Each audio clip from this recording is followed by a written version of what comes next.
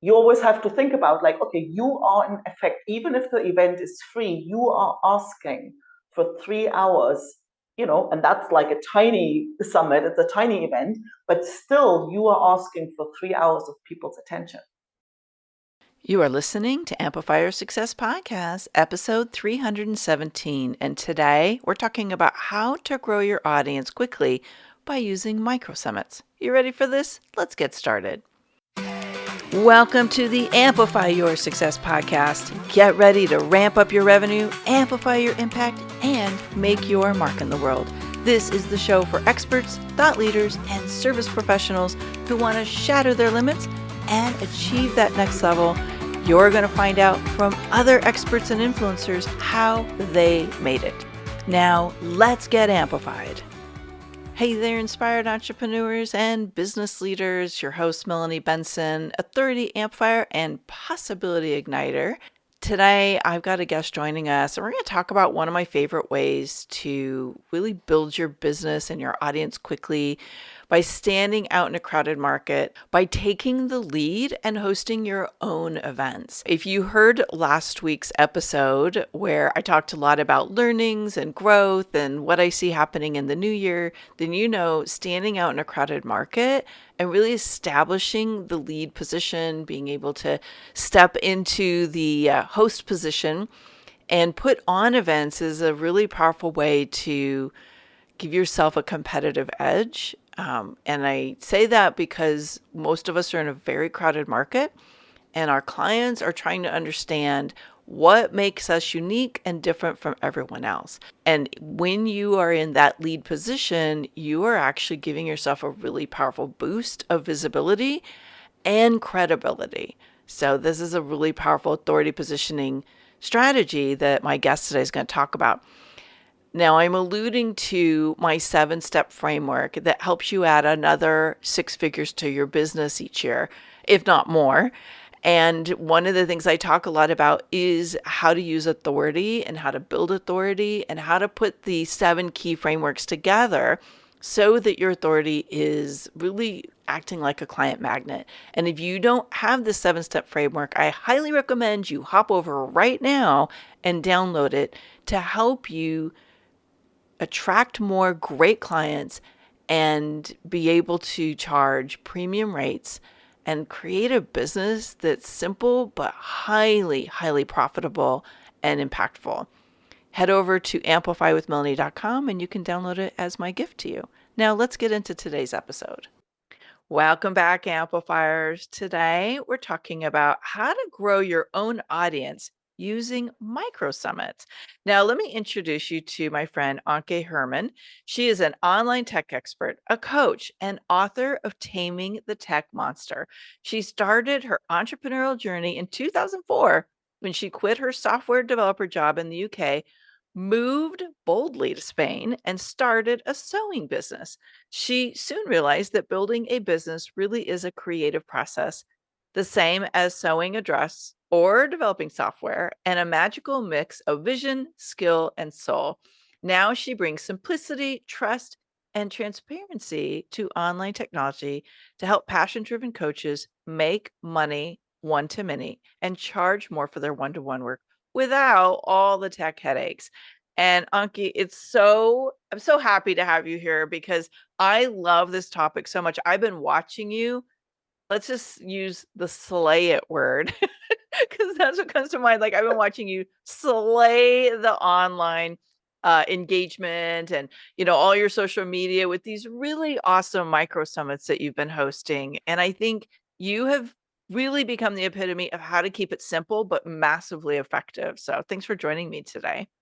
Well, thank you so much for having me, and I'm really passionate about the topic too. So Yeah, well, you've been really standing out in the industry, and I think that's one of the things we strive to showcase here on Amplify Your Success is, what are the little things that when you really own something that's unique to you or really works for you, and you just keep dominating it, it becomes this momentum that is building your own business up, and it elevates your influence, obviously. And so you've kind of leaned into this micro summit thing. I'm just kind of curious, How did you land in the world of what you're calling micro summits compared to all the other ways you could be interviewing people? By accident, as so often good things happen, right? I mean, I've been hosting my own podcast, so I wasn't a stranger to hosting events and things like that.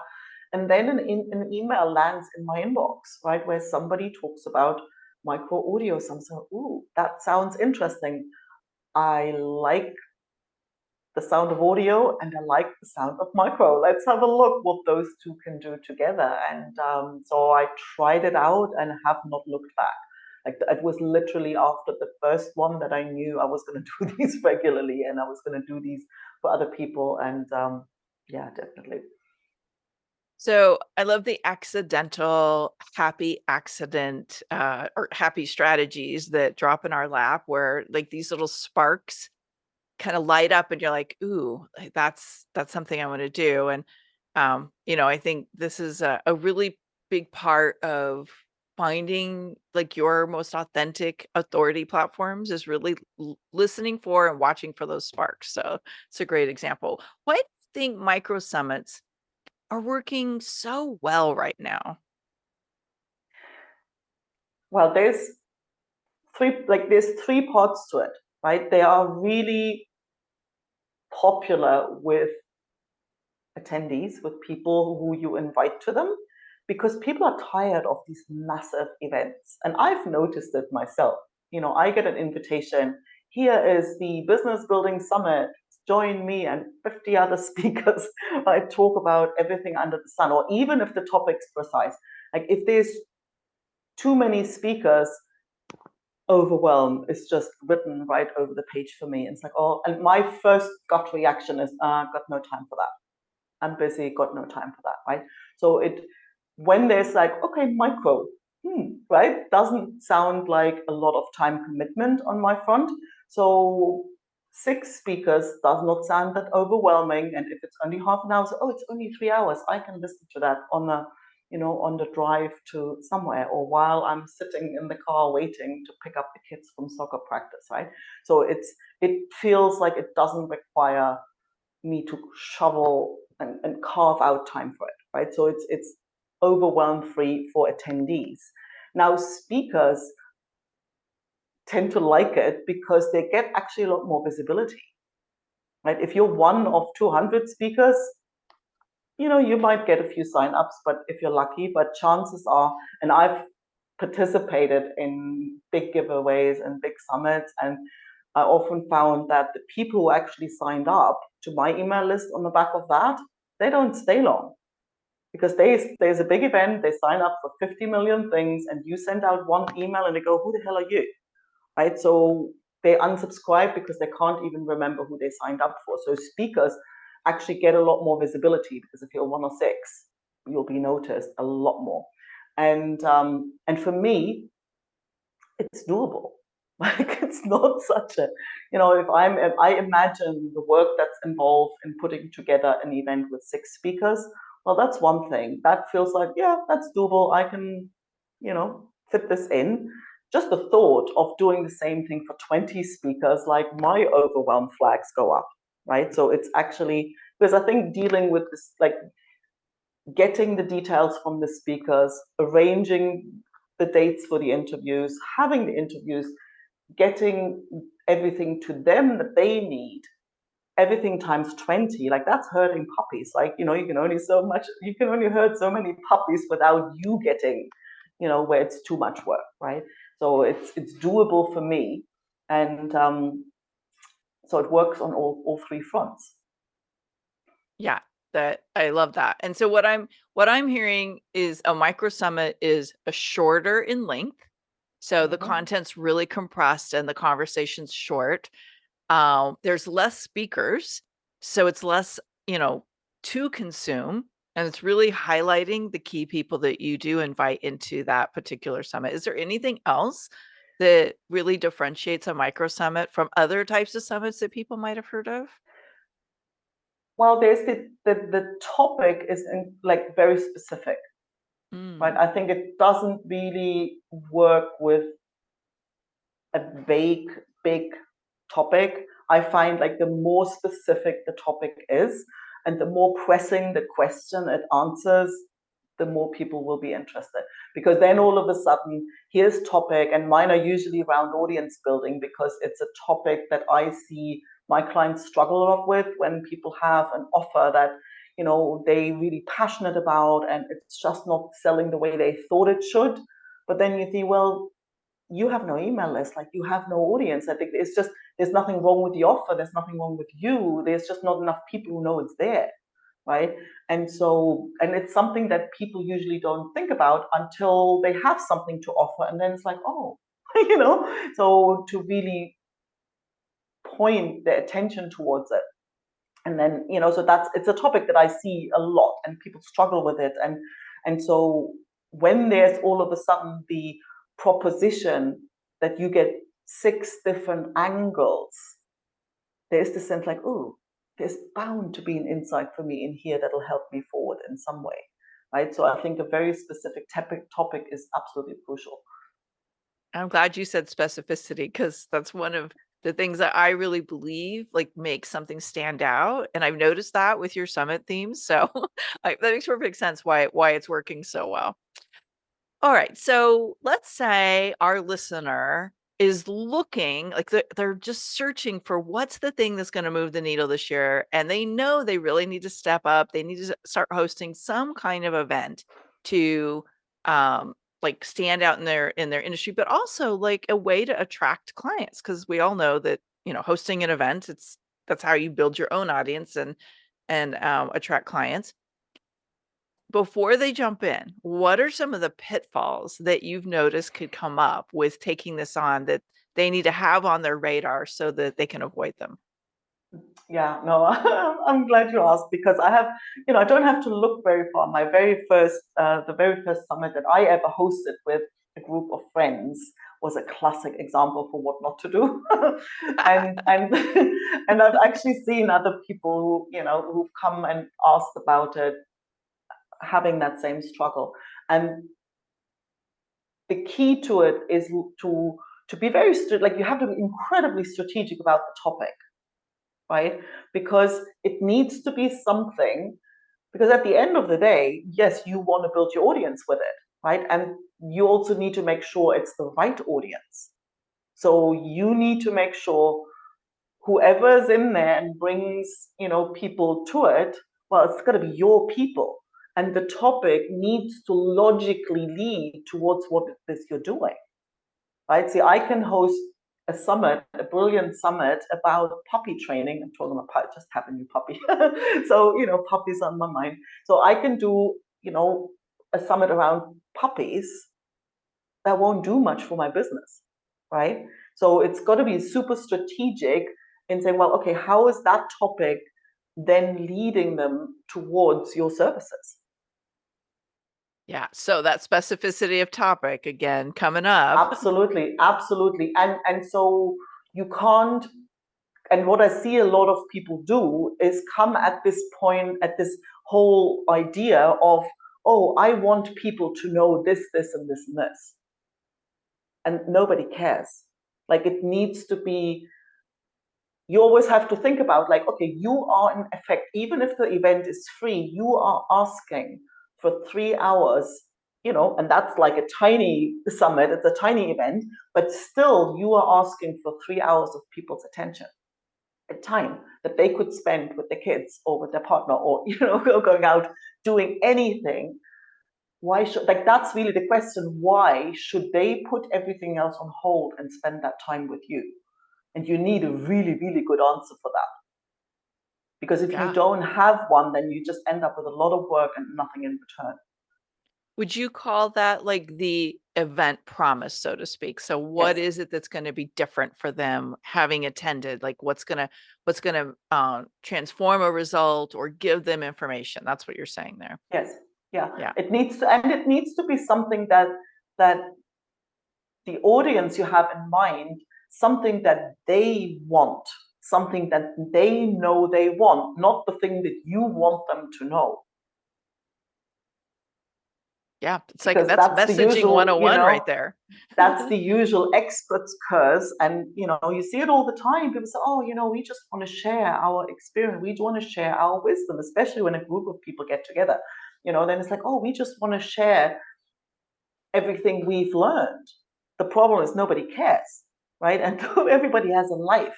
So unless you make a promise, look, this will make the difference between you next time launching a program and having people buying it, or you're sitting on your program. This is the difference between you crawling back to the job you hated or fulfilling the mission that you're out to fulfill. Yeah. Good.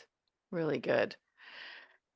I'm wondering what is like a timeline and like what is involved in putting on a micro summit, just so we can kind of set realistic expectations. People aren't like, I'm going to invite a bunch of people and next week I'm going to host my summit, right? No, You I'm know those laughing. people. You know I those know, people. I know, I know, I know, I know. And I'm thinking, well, first of all, you're going to have to think about that topic and who your speakers could be, because that's the thing. Your speakers, you want to be very strategic about the speakers you invite as well, because you can, one typical pitfall is that people invite their friends, right? And they either have no audience or not the right audience, right? Now, the other pitfall is if you happen to know famous people, well, they're not going to help you either, because they gain nothing from being seen with you. So they're not going to promote it, right? So they're not going to help you build your list. So if that's the objective, which in my case, that is the objective. So you want to be very strategic about your speakers as well. But the pure mechanics of it, yes. So the first recommendation I got was like, yeah, you need about 6 weeks, right? Now there was me thinking, oh, I've got my back end system really smooth. I can do it in 4. And I did do it in 4. And at the end of that, I thought, I'm not going to do that again. Because, and it wasn't that I couldn't put it all together, but I had a moment of sweating in there. And that was really the reason why now I give myself 8 weeks at least, so that it's stress free, basically. Because what happens, you have some speakers that you would like to have you would like to invite. So you invite them, and some of them don't get back to you within a week. They're on holidays, they have something going on. They didn't see your email. Things happen. Like, not everybody sits there waiting for your email. So it can take a few days for people to come back to you. Then most people will go, oh, that's great. I'm in. And then they take another week or two to actually get their bio, their headshot, their details to you. Right. So now if you only have 4 weeks, like, you're really cutting it short. And I had that in my first summit, where I had somebody who I wanted on the summit. She says, oh, I love it. I definitely want to be on there. And then she wouldn't send her details. And there was a week and 10 days. And then I saw, and she posted on social media, oh, I just totaled my car and the kids got COVID. And I was just waiting for her to message me, say, hey, I'm really sorry, I can't do it. Well, she didn't, but I thought, well, if she pulls out now, I have precious little time to find another speaker, right? So it was just, I don't need that stress.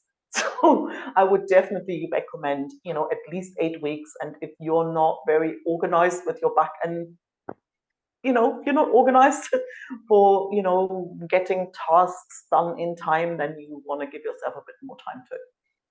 Yeah, that whole thing of responsiveness is a game changer for people who are organizing. We've set that up with the podcast so that it kind of diminishes that problem. But whenever we have organized summits or, giveaways or any of that, we've really learned a lot about how to set some boundaries, if you will, because yeah, it's so stressful as the host. And I'm just going to say to all of our listeners, to all of the experts who are yearning to be invited in, the more responsive and organized you are, the more invitations you're going to receive. Because guess what?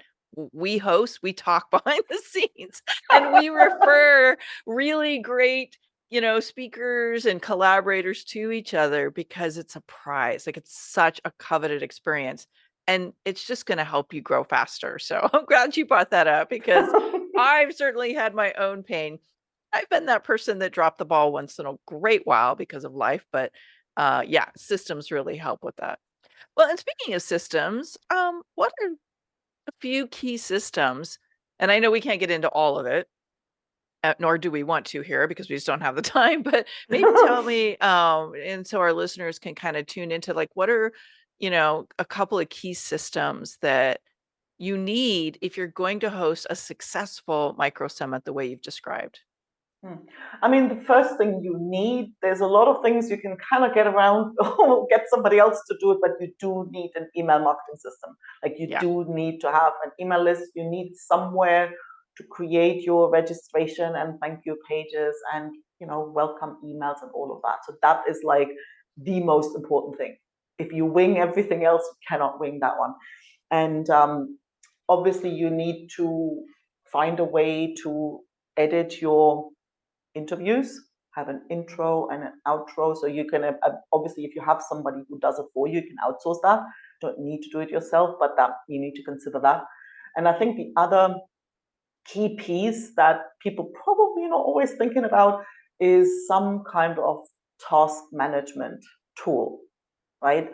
If you can work off a spreadsheet, good luck. I don't work well with spreadsheets. If it works for you, I don't really care what it is, right? But you need to have something to keep on top of all the, because it's not complicated. There's nothing, oh my God, it's super complex or difficult, but there are a lot of tiny little steps and they need to be, some of them require other pieces to be in place first. So you can't do, you can't send out the promotion materials to the speakers before you have the images to be able to create, so it's like some things need to be there first and some things need to be ready when the promotion starts, when the summit doors open. So there is a lot of little moving pieces. So if you're using any kind of task management system, your ClickUp, Asana, and all Trello, all of these. Use what you have, and if a spreadsheet works for you, well, use that. Don't overthink it, but make, because nothing's more stressful than you kind of constantly sitting there like, ooh, I have the sense that I've forgotten something, right? So that's the last thing you want. So make that as easy as possible for yourself. I don't know if you know that I'm a recovering corporate refugee. And one of my roles for many years was project management. Like I actually helped design and launch an enterprise-wide project management system for a Fortune 500 company. So it's not my superpower by any mean to do it, but it is lodged in the DNA of my body to have organization and to have project management tools. And it's amazing how many people just kind of wing it. And you can tell that's when things really break down.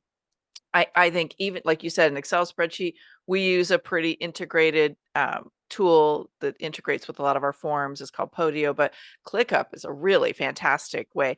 And the nice thing is once you get your system laid out, you get to use that system over and over and over again every time you host it. And so Yeah. you're really like, and I know you probably have some resources that would help. Speaking of resources, I would love it. Do you have a resource that would help people take this as a concept and not wing it, but kind of follow the steps that you've already outlined and can make it easier? Yes, absolutely. It's called Mini Summit Magic. And it's an on-demand training where I walk you through step by step what are the steps, what do you have to take into account, what are the pitfalls, and what tools do you need, and how do you go about putting one together that actually helps you grow your audience and grow your business and isn't just a giant waste of time. So you can get that at ankeherrmann.com. That's ANKEHERRMANN.com/amplify. Ooh, that makes it easy. Thank you. Love that. Well, I would highly recommend if you're considering do this, do not wing it. Do not try to figure this out on your own. Anka's made this super easy to just go get her mini summit magic.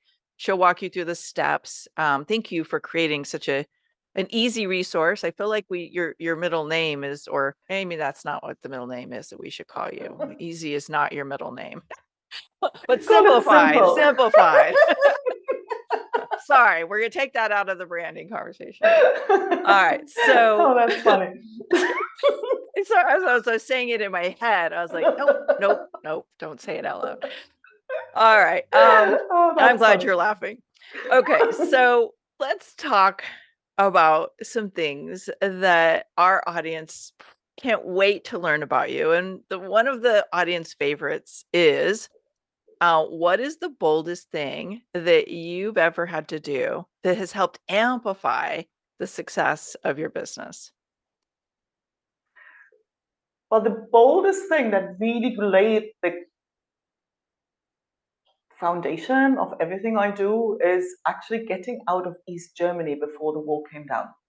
It's a long time ago, and I still look at this as, well, that was a one-way ticket, right? This was applying for something that you knew nothing about. You knew you basically closed all doors in the country you're in. You have no idea if and when you ever let out, and you certainly have no idea what awaits you on the other end. And still, it felt like that's a risk worth taking, right? And at the time, I was like, well, let's just go. It felt like Christmas, like what's on the other end, it's going to be better than what I've got here. But it really helped me look at taking risks and in a whole different way, right? People go, oh, you moved to Australia. Oh my God, you started your own business. And I'm like, what's the big deal? None of that is a one-way ticket, right? It's like, okay, if it doesn't work out the way I wanted, I can go back. Nothing compares with the one-way ticket sensation that this getting out of East Germany had. And as it's not the nicest time to think back, but it's really created the ground for all the crazy things I've been doing ever since.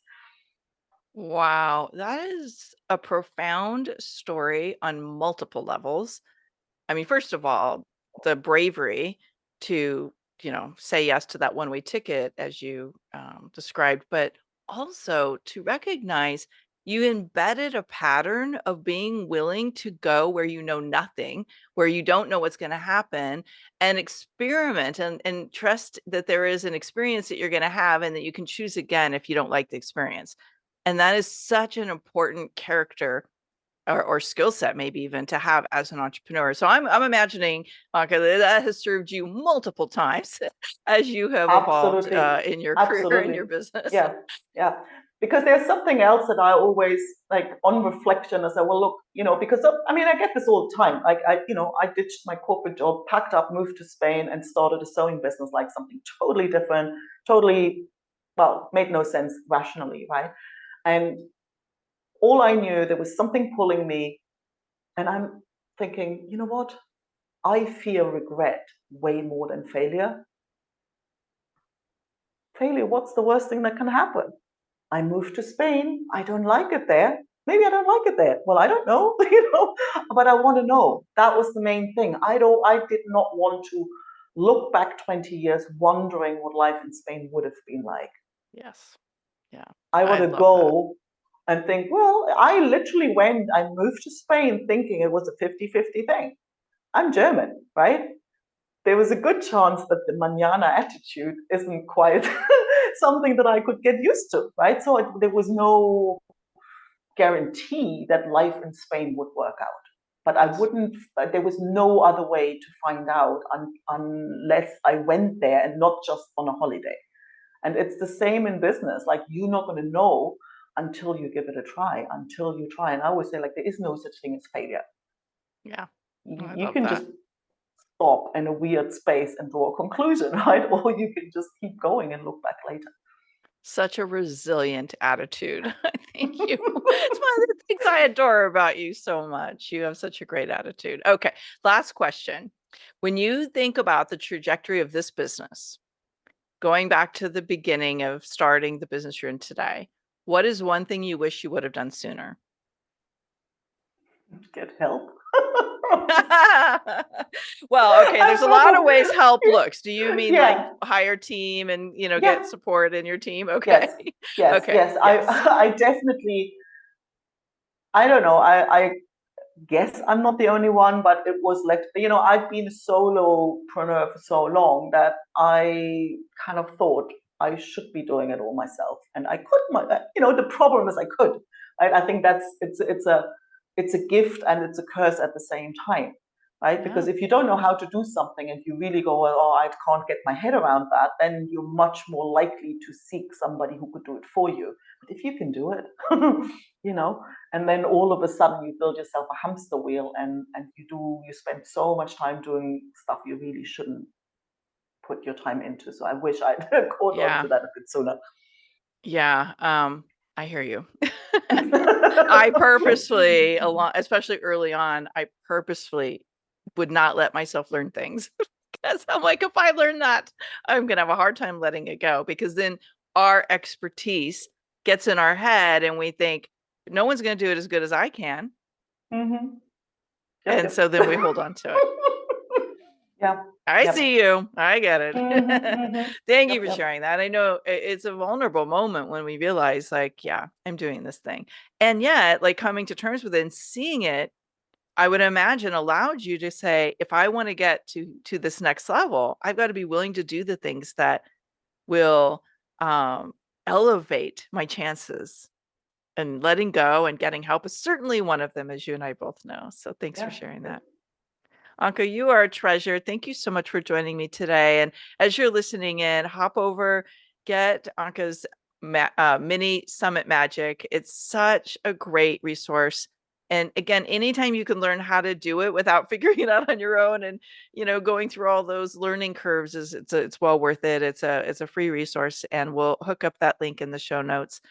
And I can't wait to see you put on your first mini summit magic. Make sure you join us in Amplify Your Success Facebook group, Amplify Your Authority Facebook group, and tell us when you put it on. Okay. Bye, everybody. Thank you. Bye. Thanks for tuning in today, Amplifier. Be sure to join us right now in the Amplify Your Authority community at authorityamplifiers.com, and I'll share my 7 proven tips to be a highly paid expert that stands out in a crowded market. Plus, we're going to keep this conversation going, and I want to hear from you how you're going to amplify your authority and make a greater impact. Before you go, please take a minute to give our show and our guests some love over on your favorite podcasting platform. Subscribe, rate, and review. Leave your full name, and I'll spotlight you and your authority on social media.